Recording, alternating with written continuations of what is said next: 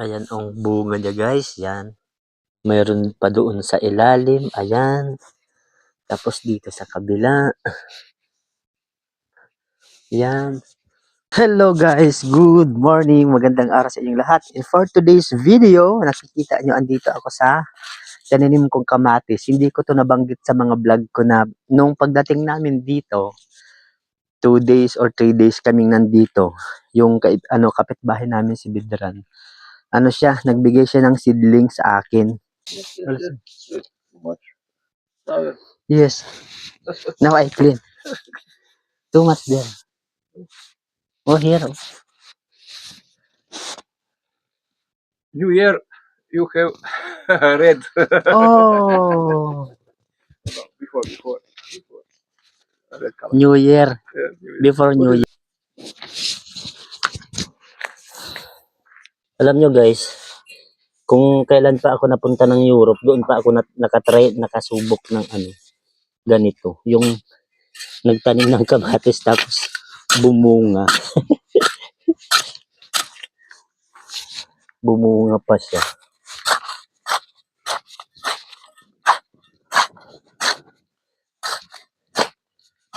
Maganda ang lupa nila dito. Ang daling bungkalin.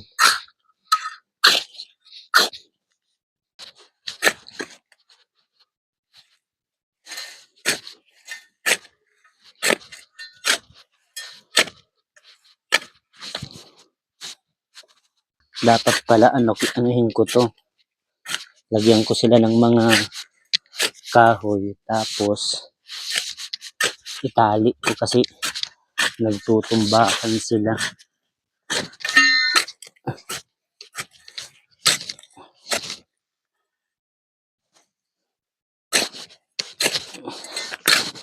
Hirapan na ako ngayon tuloy tapsyonan sila kasi maano na.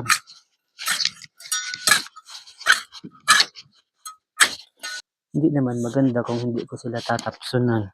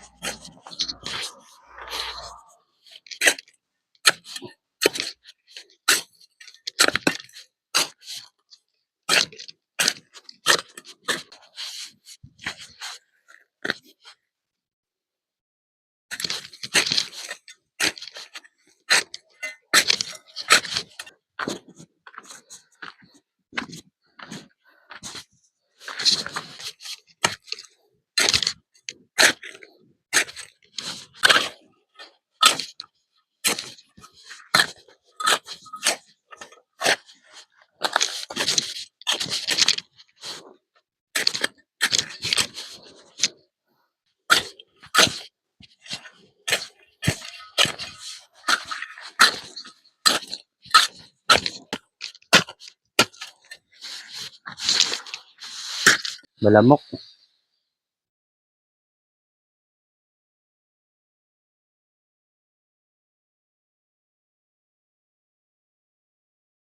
Nandito ako sa park dito sa malapit sa amin. Na-vlog ko na to dati, kaya lang araw. Day off ko ngayon, katatapos ko lang nag-exam, katatapos ko lang nagbasa ng module, tapos sumagot ako ng mga tanong ng 1 to 35. 25 pages yung yung parang module. So, napagod ako, kaya nag-decide ako lumabas. Mag-isa lang ako dito ngayon, tapos malamig na mahangin.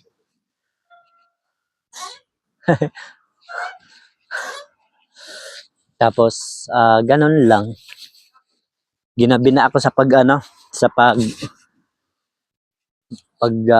sagot doon sa mga tanong. Tapos wala pa ako magawa sa bahay, mag-isa lang din ako doon, kaya lumabas ako.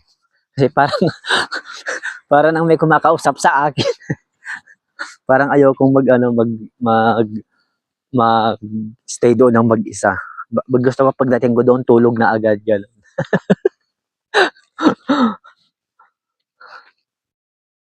view guys, pagka, ayan, pag back cam ng cellphone ko yung ginagamit ko. Di ba ang ganda? Ang peaceful. Ayan yung simbahan, no? Ang ganda. Yan yung highway, papunta doon sa, pabalik ng Rehe ka ulit yung paikot. Pagka nakasasakyan ka. Wala naman kaming kasamang mga kasi dito mga kabayan. Kaya ganun lang. Dalawa lang kami tapos magkasalisi pa kami ng ganyan lang. Nabalik naman yung upuan dito ay. Nung isang beses, pumunta ako dito ng umaga, meron ako nakitang kabayan. Nagkakape siya. Ewan ko lang kung parang istorya niya sa buhay kasi mailap naman siya eh. Karamihan kasi ng kabayan dito guys, mga seasonal yung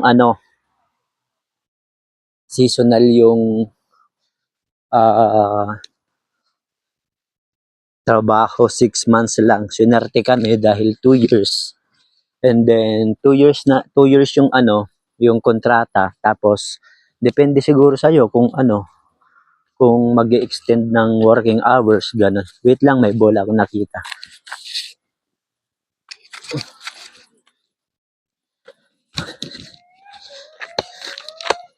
Tapos kunwari bigla ako pinatayan ng ilaw.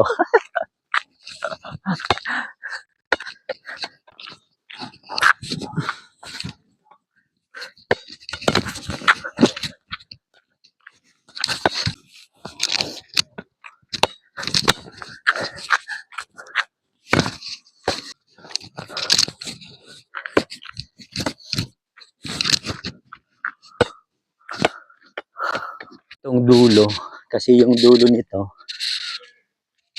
may gym. Tsaka may upuan dito ay.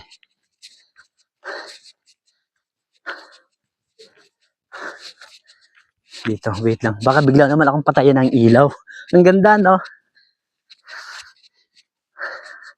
Ganda talaga dito, guys. Medyo tahimik lang siya kasi. Kaya mapapaisip ka. May dalawang babae na nanggaling dito kanina eh. Nanay na sila dito. Kasi nag-gym yung mga yon. Kasi may public gym yan dito. Kaya lang gantong oras kasi malamok. Kailangan kung mag-gym ka dyan, mag long pants ka, mag long sleeve para hindi ka makagat ng lamok.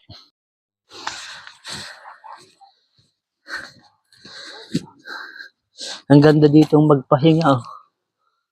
Wala naman kasi tayong mga tropa dito eh, na kabayan o kaya mga lokal. Kaya ganito lang.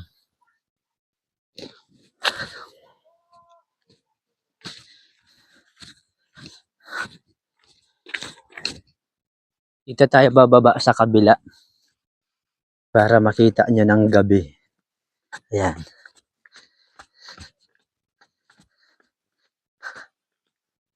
Ayan. Madilim na. Ay, nakikita nyo palang madilim na kanina pa, di ba?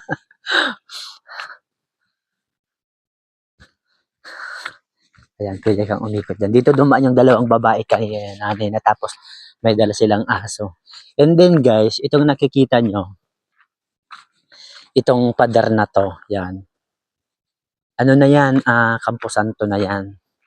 Yan na yung mga mga parang nasa tayo, Sumbiland, gano'n. Ay parang mga nasa zombie movies. Ayan, may mga pansyon na yan.